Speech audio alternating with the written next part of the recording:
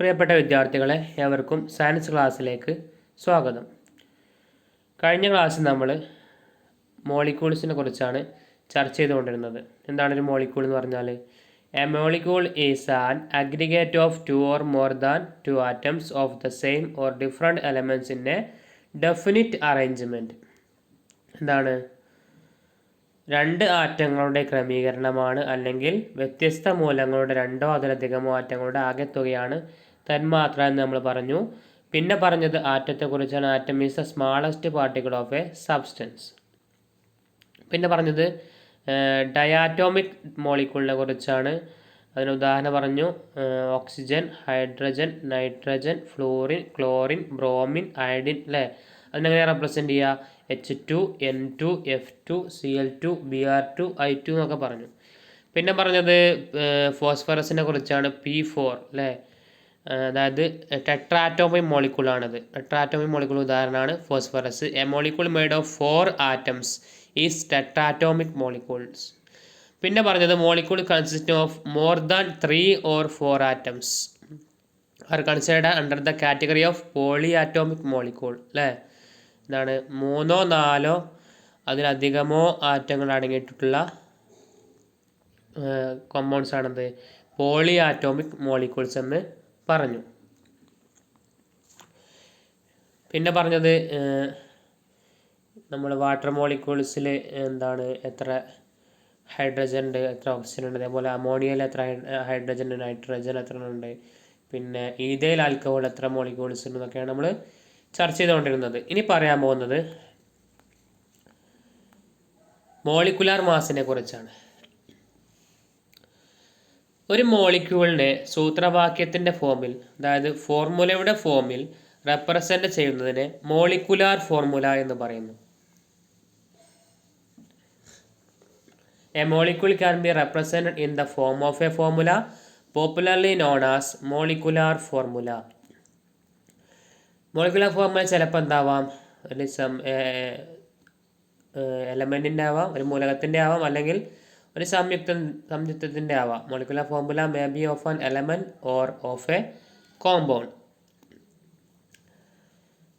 അങ്ങനെയാണെങ്കിൽ molecular formula of a compound is normally used for determining the molecular mass of that substance.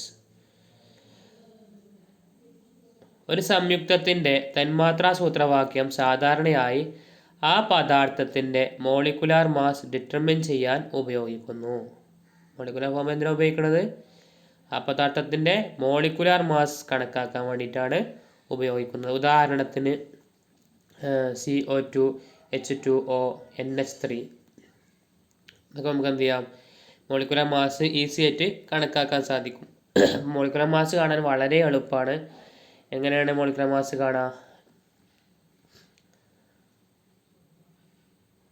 Molecular mass is the sum of atomic masses of all the atoms present in the molecule. അതായത് തന്മാത്രയിൽ അടങ്ങിയിരിക്കുന്ന എല്ലാ ആറ്റങ്ങളുടെയും ആറ്റോമിക മാസുകളുടെ ആകെത്തുകയാണ് molecular mass എന്ന് പറയുന്നത്. Molecular mass is the sum of atomic masses of all the atoms present in the molecule. തന്മാത്രയിൽ അടങ്ങിയിരിക്കുന്ന ആറ്റങ്ങളുടെ ആറ്റോമിക മാസിൻ്റെ ആകെത്തുകയാണ് മോളിക്കുലാർ മാസ് എന്ന് പറയുന്നത്. ഉദാഹരണം പറയുമ്പോൾ മനസ്സിലാവും. എന്താണ് ഉദാഹരണം? CO2. ഇതിൽ കാർബണുണ്ട്, ഓക്സിജനുണ്ട്. കാർബണിൻ്റെ ആറ്റോമിക് മാസ് 12 ഓക്സിജൻ്റെ ആറ്റോമിക മാസ് 16. അപ്പോൾ ഇവിടെ രണ്ട് ഓക്സിജനും ഒരു കാർബണുള്ളത്. അപ്പോൾ കാർബണിൻ്റെ ആറ്റോമിക മാസ് 12, 1 × 12 സമം ഒരു കാർബണാണുള്ളത് 12U സമം 12U. 2 ഓക്സിജനാണുള്ളത് 2, അപ്പോൾ 2 × 16U സമം 32U. അങ്ങനെയാണെങ്കിൽ CO2വിൻ്റെ മാസ് എത്രയാണ്? കാർബൺ ഡൈ ഓക്സൈഡിൻ്റെ മാസ് എത്രയാണ്? 12 + 32, അല്ലേ? 44U. അതാണ് molecular mass of CO2, carbon dioxide. ഇനി മറ്റൊരു ഉദാഹരണം പറയാം. എന്താണ്? NH3. NH3യിൽ എത്ര നൈട്രജൻ ഉണ്ട്? ഒരു നൈട്രജനാണുള്ളത്, 3 ഹൈഡ്രജനാണുള്ളത്. അപ്പോൾ നൈട്രജൻ്റെ ആറ്റോമിക് മാസ് 14, ഹൈഡ്രജൻ്റെ ആറ്റോമിക് മാസ് 1 ആണ്, അതായത് 1.08. അങ്ങനെയാണെങ്കിൽ നൈട്രജൻ വന്നപ്പോൾ 1 × 14U = 14U.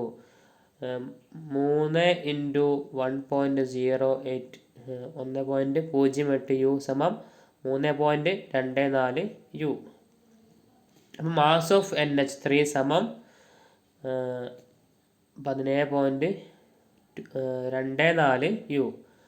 അപ്പോൾ അങ്ങനെയാണെങ്കിൽ molecular mass of ammonia NH3 17.24U ആണ് NH3യുടെ മോളിക്കുലാർ മാസ് എന്ന് പറയുന്നത്. അപ്പോൾ ചില സബ്സ്റ്റൻസ് എന്തായിരിക്കില്ല, പ്രകൃതിയിൽ മോളിക്കുലാർ ആയിരിക്കില്ല അല്ലേ. ചില സബ്സ്റ്റൻസ് എന്തായാലും അയോണിക് കോമ്പൗണ്ട് ആയിരിക്കും. അപ്പോൾ അയോണിക് കോമ്പൗണ്ടിൻ്റെ മോളിക്കുലാർ മാസിനെ കുറിച്ചൊക്കെ വരും ക്ലാസ്സുകളിൽ വിശദമായിട്ട് നമ്മൾ പഠിക്കും. എന്നിരുന്നാലും ഒരു ഉദാഹരണം ഇവിടെ പറയാം. ഉദാഹരണം പറയുകയാണെങ്കിൽ സോഡിയം ക്ലോറൈഡ് NaCl ഇതെന്താണ്, ഒരു അയോണിക് സബ്സ്റ്റൻസ് ആണിത്.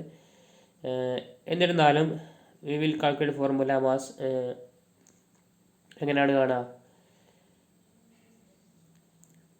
മാസ് ഓഫ് 1 Na ആറ്റം എന്ന് പറയുന്നത് 23U ആണ്. മാസ് ഓഫ് 1 Cl ആറ്റം എന്ന് പറയുന്നത് 35.5U ആണ്. അങ്ങനെയാണെങ്കിൽ അതിൻ്റെ മോളിക്കുലാർ ഫോർമുല മാസ് എന്താണ്? 58.5U ആണ്. അപ്പോൾ ഇനി ഇതിൻ്റെ ഇൻഡെക്സ്ഡ് ക്വസ്റ്റ്യൻസ് ആണ്, അത് നിങ്ങൾ എഴുതിയെടുക്കണം. അപ്പോൾ എന്താണെന്ന് പറഞ്ഞത്, മോളിക്കുലാർ മാസ് എന്നതിനെ കുറിച്ചാണ് നമ്മൾ ചർച്ച ചെയ്തുകൊണ്ടിരുന്നത്. മോളിക്കുലാർ മാസ് കാണാൻ നമ്മൾ പഠിച്ചത് എങ്ങനെയാണ്? Molecular mass is the sum of the atomic masses of all the atoms present in that molecule. മോളിക്യൂളിൽ അടങ്ങിയിട്ടുള്ള ആറ്റങ്ങളുടെ ആറ്റോമിക് മാസുകളുടെ ആകെ തുകയാണ് മോളിക്കുലാർ മാസ് എന്ന് പറയുന്നത്. അപ്പോൾ മോളിക്കുലാർ മാസ് കാണാൻ വളരെ എളുപ്പമാണെന്ന് പറഞ്ഞു. എങ്ങനെയാണ്? ഇപ്പോൾ ഒരു ഉദാഹരണം പറയുകയാണെങ്കിൽ CO2 നമ്മൾ എടുത്തു. അപ്പോൾ കാർബണിൻ്റെ ആറ്റോമിക് മാസ് 12 ആണ്. അപ്പോൾ ഒരു കാർബണും ഓക്സിജൻ്റെ ആറ്റോമിക് മാസ് 16 ആണ്. 2 ഓക്സിജനാണുള്ളത്. രണ്ടും കൂട്ടിയപ്പോൾ നമുക്ക് എന്ത് കിട്ടി? അതിൻ്റെ മോളിക്കുലാർ മാസ് കിട്ടി. വളരെ സിമ്പിളാണ് നമുക്ക് മോളിക്കുലാർ മാസ് കാണാൻ. ഇങ്ങനെ ഏതൊരു സംയുക്തം എടുക്കുകയാണെങ്കിൽ നമുക്ക് എന്ത് കാണാം? അതിൻ്റെ മോളിക്കുലാർ മാസ് കാണാൻ നമുക്ക് സാധിക്കും. അപ്പോൾ അതിന് മറ്റൊരു ഉദാഹരണം പറഞ്ഞത് അമോണിയയെ കുറിച്ചാണ്, NH3. അപ്പോൾ നൈട്രജൻ്റെ ആറ്റോമിക് മാസ് നമുക്ക് അറിഞ്ഞിരിക്കണം, 14 ആണ്. ഹൈഡ്രജൻ്റെ 1.08 ആണ്. അങ്ങനെ നമുക്ക് രണ്ടും കൂട്ടിയപ്പോൾ എന്ത് കിട്ടി? മോളിക്കുലാർ മാസ് ഓഫ് അമോണിയ കിട്ടില്ലേ, 17.24U കിട്ടി. പിന്നെ നമ്മൾ പറഞ്ഞത് അയോണിക് കോമ്പൗണ്ടിൻ്റെ ഇത് കാണാനാണ്. അതിൽ ഒരു ഉദാഹരണം പറഞ്ഞത് NaCl ആണ്, സോഡിയം ക്ലോറൈഡ്. അതിൻ്റെ ഒരു സോഡിയം ആറ്റത്തിൻ്റെ മാസ് എന്ന് പറയുന്നത് 23U ആണ്. ഒരു ക്ലോറിൻ ആറ്റത്തിൻ്റെ മാസ് എന്ന് പറയുന്നത് 35.5U ആണ്. അത് നമുക്ക് എന്ത് കിട്ടി? 58.5U. അപ്പോൾ നമുക്കിനി അയോണിക് കോമ്പൗണ്ടുകൾ ഡീറ്റെയിൽ ആയിട്ട് നമുക്ക് വരുന്ന ക്ലാസ്സുകളിൽ അതിൻ്റെ മോളിക്കുലാർ ഫോമിനെ കുറിച്ചൊക്കെ നമുക്ക് വിശദമായിട്ട് പഠിക്കാം. അപ്പോൾ അത്ര എടുക്കുന്നുള്ളൂ. പിന്നെ വരുന്നത് ഇൻഡെക്സ്ഡ് ക്വസ്റ്റ്യൻസ് ആണ്. അതിൽ 3 ക്വസ്റ്റ്യൻസ് ആണ്. Nitrogen forms 3 oxides NO, NO2 and N2O3. Show the it obeys law of multiple proportion. രണ്ടാമത്തെ ചോദ്യം, atomic number of silicon is 14. If there are 3 isotopes of silicon having 14, 50 and 60 neutrons in their nuclear, what would be the symbol of the isotope? Symbol എഴുതാനാണ്. പിന്നെ calculate molecular mass of the compounds formula are provide below. C2H4 അതിൻ്റെ molecular mass കാണുക, H2 അതിൻ്റെ molecular mass കാണുക, CH3OH അതിൻ്റെയും molecular mass കാണാം.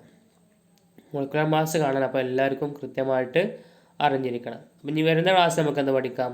മോൾ കൺസെപ്റ്റിനെ കുറിച്ച് വിശദമായിട്ട് പഠിക്കാം. Okay, thank you.